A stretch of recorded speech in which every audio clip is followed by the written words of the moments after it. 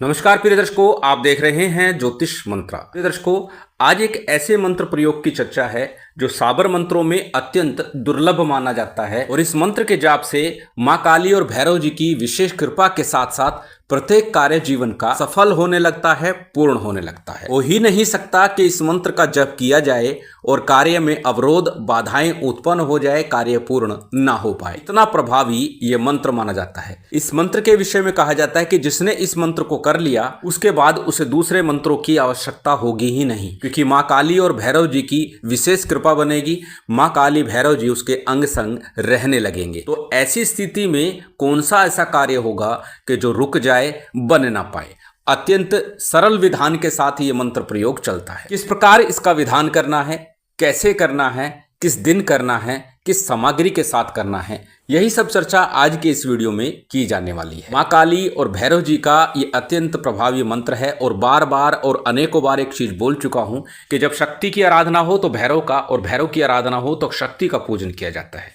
तो इस मंत्र में तो दोनों ही साथ चल रहे हैं, दोनों की शक्तियां साथ चल रही हैं, दोनों का ही पूजन भी होगा और दोनों का ध्यान भी होगा और दोनों ही आपके ऊपर कृपा बरसाते हुए आपके कार्य की सिद्धि भी करेंगे। साथ ही एक बात और बोलता हूं कि इस कलिकाल में मां काली, भैरव जी, हनुमान जी और मां भगवती बगलामुखी हर प्रकार से कष्टों से बचाने के लिए, कामना को पूर्ण करने के लिए पूर्णतः सिद्ध जागृत देवी देवता कहलाते हैं, जो इस कलिकाल में साक्षात प्रकट रूप में विराजमान है। जो इनकी साधना, प्रार्थना, ध्यान, पूजा करते हैं उन्हें कष्ट की प्राप्ति नहीं होती, कार्य शीघ्रता और सरलता से बनने लगते हैं। परंतु जब इनकी साधना करें, पूर्ण श्रद्धा विश्वास के साथ करें, मन में ये धारणा हो, मन में ये कामना हो कि मैं जो साधना कर रहा हूं, मैं पूजा कर रहा हूं, साक्षात मां भगवती शक्ति मेरे सामने विराजमान है, भैरव जी मेरे सामने विराजमान है, उन्हीं का मैं ध्यान कर रहा हूं, उन्हीं का पूजन कर रहा हूं और जो भोग लगा रहा हूं वो उस भोग को ग्रहण कर रहे हैं। इस प्रकार की भावना रख करके करेंगे तो निश्चित ही प्रयोग में सफलता प्राप्त होगी।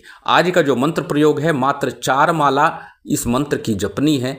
4 माला जपने से ही ये मंत्र पूर्ण रूप से जागृत होकर के, सिद्ध होकर के आपके कार्य की सिद्धि करता है। अब कैसे और किस प्रकार इस मंत्र का विधान करना है, किस सामग्री के साथ करना है, किस दिन करना है, यही सब चर्चा आज के इस वीडियो में है। सर्वप्रथम बात करेंगे साधना प्रयोग के लिए प्रयोग की जाने वाली सामग्री की। सामग्री आपकी स्क्रीन पर है। सामान्य सी पूजन सामग्री, जिसमें अक्षत, पुष्प, धूप, दीप, नैवेद्य, फल फूल जो भी आपके पास उपलब्ध हो जाए, जो मिल जाए अच्छा होगा। पुष्प लाल रंग के हों, माला और आसन, वस्त्र ये भी लाल ही हो, माला हो लाल हकीक की हो, लाल चंदन की हो अथवा रुद्राक्ष की माला हो, या फिर काले हकीक की माला का प्रयोग भी इस प्रयोग में किया जा सकता है। परंतु जो भी माला ले, जो यंत्र ले, वो प्राण प्रतिष्ठित ले। प्राण प्रतिष्ठा विधि साबर मंत्रों के माध्यम से मैं दे चुका हूं, उसके माध्यम से आप अपनी माला, यंत्रों को, तावीज को प्राण प्रतिष्ठित कर सकते हैं और लाभ ले सकते हैं। उस वीडियो का लिंक आपको डिस्क्रिप्शन में दे दिया जाएगा। मूल रूप से इस सामग्री में मां काली और भैरव जी के लिए भोग की व्यवस्था करनी है। समान रूप से भोग रखिएगा।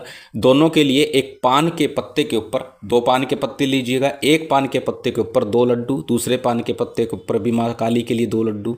इसी प्रकार लौंग का, इलायची का जोड़ा रखिएगा। 7 पतासे रखिएगा।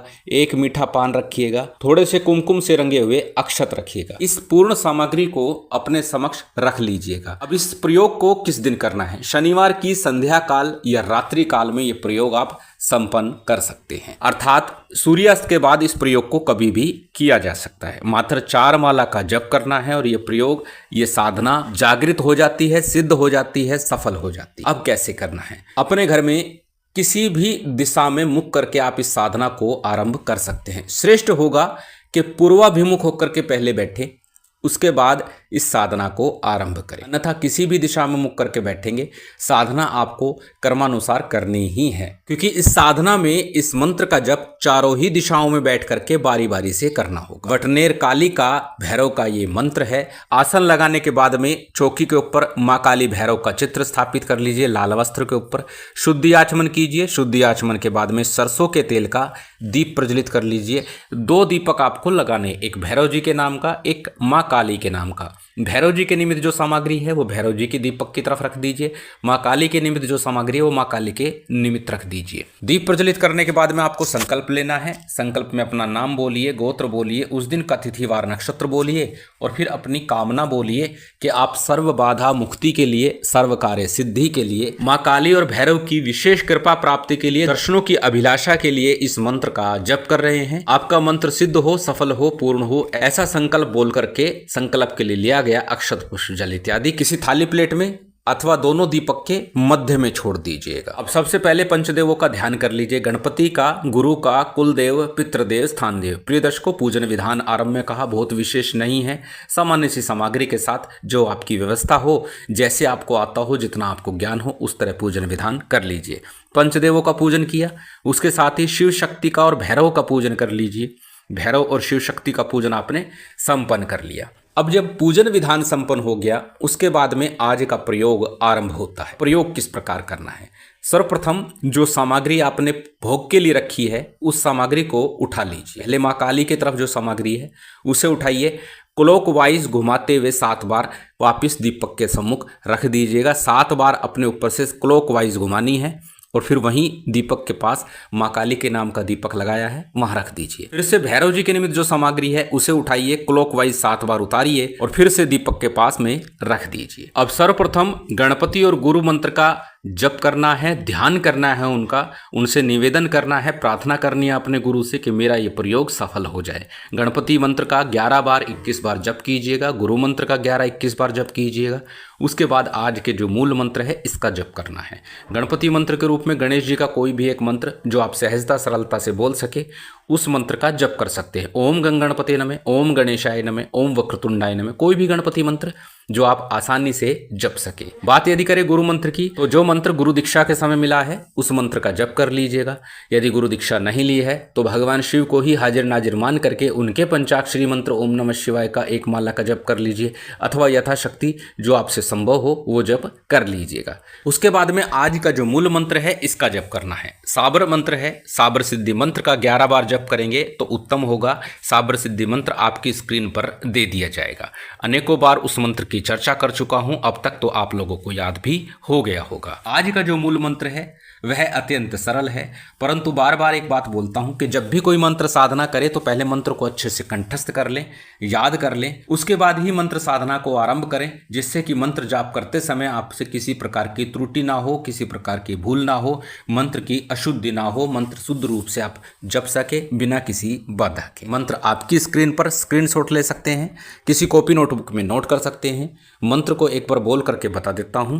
मंत्र इस प्रकार है। ओम नमो आदेश गुरु को, भैरवनाथ शमशान में वासा, 64 जोगनी करे तमाशा। बाल भैरव क्षेत्रपाल भैरव, काशी के कोतवाल भैरव, काली के लाडले शिव के दुलारे, भक्त जन के भैरव प्यारे, खप्पर में खाए मसान में लेटे, भैरव की पूजा कौन मेटे। राजा मेटे राजपाट से जाए, प्रजा मेटे दूध पूत से जाए, जोगी मेटे ध्यान जोग से जाए, अलख सिमरू तारू गांव, गोरख जति के लागू पांव, भटनेर काली को आदेश, मेरी भक्ति गुरु की शक्ति, फुरो मंत्र ईश्वरो वाचा। प्रिय दर्शकों, इस मंत्र के बीच में एक लाइन आई है जो अनेकों अनेक भैरव मंत्र में प्रयोग की जाती है। राजा मेटे राजपाट से जाए, प्रजा मेटे दूध पूत से जाए, ये लाइन अनेकों अनेक साबर मंत्रों में दी जाती है, इसलिए भ्रमित मत होइएगा कि ये तो पहले हमने जपा हुआ है। पूर्ण रूप से ध्यानपूर्वक देख लीजिएगा, ये मंत्र बिल्कुल अलग है। ये वटनेर काली का भैरव जी की शक्ति के साथ संपन्न, 64 योगिनियों की शक्ति के साथ संपन्न ये मंत्र है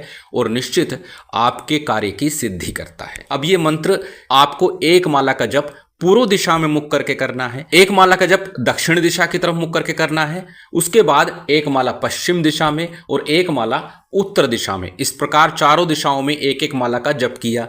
एक एक माला का जप पूरा होते ही उस दिशा में फूंक मारते चले जाना। उसके बाद आप वापिस पुनः घूम करके पूर्व दिशा की तरफ आ जाएंगे। पूर्व, दक्षिण, पश्चिम, उत्तर और फिर पूर्व की तरफ आ गए।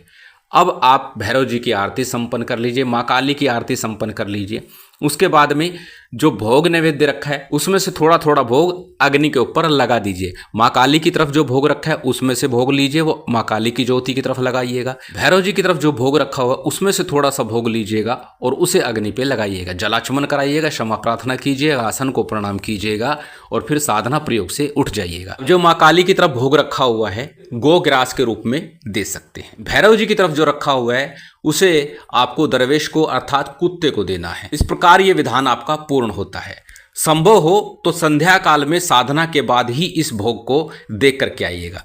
यदि व्यवस्था नहीं बन पाती तो अगले दिन प्रातःकाल दीजिएगा, परंतु तब तक इस भोग को वहीं रखा रहने दीजिएगा, छेड़िएगा मत, बिल्कुल मत उठाइएगा, ऐसे का ऐसा रखा रहने दीजिए। निश्चित ही भैरव जी की कृपा बनेगी, माँ काली की कृपा बनेगी और आपके प्रत्येक कार्य सिद्ध होने लगेंगे, पूर्ण होने लगेंगे। और एक बात अक्सर बोलता हूँ कि साधना के बाद भी यथाशक्ति यथासंभव कम अधिक मात्रा में जप अवश्य करना चाहिए। तो नित्य प्रति 11-11 बार मंत्र बोलते हुए प्रत्येक दिशा में फूंक लगाएंगे, फूंक मार देंगे तो आपके सभी कार्य सिद्ध होंगे, सभी प्रकार की बाधाएं शांत हो जाएंगी। माँ भगवती काली और भैरव जी की कृपा से सुख शांति वैभव के साथ सभी कार्य सिद्ध होंगे। शिव शक्ति की विशेष कृपा आप सभी को प्राप्त हो, यही कामना है। उम्मीद करता हूँ आज की ये जानकारी, ये वीडियो आपको अच्छी लगी होगी। यदि अच्छी लगी हो तो कृपया लाइक कीजिएगा, शेयर कीजिएगा। यदि चैनल पर नए हैं तो सब्सक्राइब कर बेल आइकन बटन दबा दीजिएगा। जय माता दी, जय श्री राम।